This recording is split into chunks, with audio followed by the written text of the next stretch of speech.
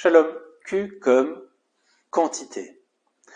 Pour mesurer ton avancée personnelle, professionnelle, familiale, est-ce que tu utilises la bonne unité de mesure? Nicolas Cognot est un programmeur avec lequel j'avance depuis une dizaine d'années. On a traversé notre première aventure entrepreneuriale ensemble et on se retrouve sur la prochaine. Entre les deux, Nicolas a fondé City, une application mobile de stationnement. Nicolas a levé des fonds, cartographié les parkings d'une ville, puis de 10, puis de 50. En moins de 3 ans, il servait 250 villes et 450 000 utilisateurs.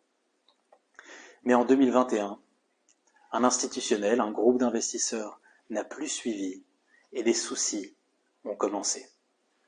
Réaction de Nicolas, 250 villes, 450 000 utilisateurs, plus d'1 million de notifications par jour sont quand même de belles métriques.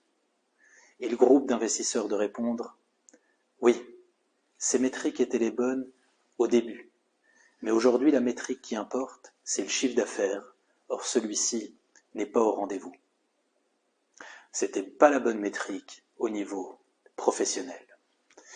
Au niveau personnel aussi, on peut parfois avoir un très bel objectif, mais ne pas le mesurer avec la bonne unité de mesure.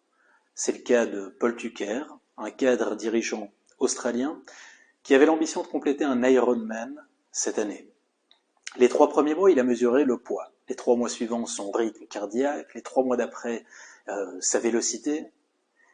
Et puis, quand pour la première fois, après des mois d'entraînement, il a mesuré la seule unité de mesure qui est véritablement importante pour réussir une course de 240 km, c'est-à-dire la distance, il a abandonné.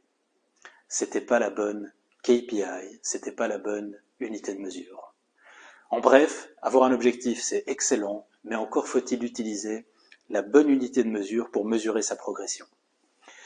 Dans la tradition d'Israël, tel est précisément le message de la mitzvah numéro 602.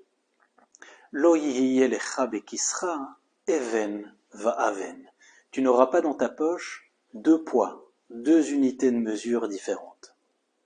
Il sait faire à Chinour d'expliquer, mesurer c'est bien, mais mesurer avec la mauvaise unité de mesure, c'est se mentir à soi-même.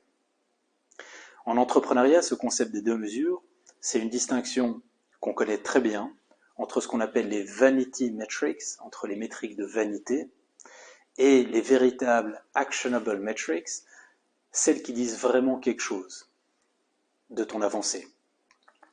Rosh Hashanah, temps de nouveau départ, est une excellente occasion de repenser justement ces métriques pour l'année qui vient. C'est d'ailleurs le message de la note finale du piyut qui va ouvrir la fête. Solu, solu, mesiloteha. Placez les rails de votre croissance. Alors est-ce que pour l'année qui vient, en tant qu'entrepreneur, tu vas mesurer le nombre d'utilisateurs, le chiffre d'affaires, le revenu récurrent, les bits? Côté famille, est-ce que tu vas mesurer le nombre d'activités ou le temps passé avec ce qu'on aime? Fitness, le nombre d'activités physiques par semaine, la distance, le poids? Network, le nombre de connexions online ou le nombre de personnes nouvellement rencontrées? Apprentissage, le nombre de livres lus, le nombre de concepts appris? Quel que soit ton objectif, quelle est l'unité de mesure que tu vas utiliser? N'hésite pas à partager ta réponse ici. Prendre ce commitment afin que Tachel Shana Uvirchoteya, afin que l'année commence et avec elle ses bénédictions. Shana Tova, Kol Tuv.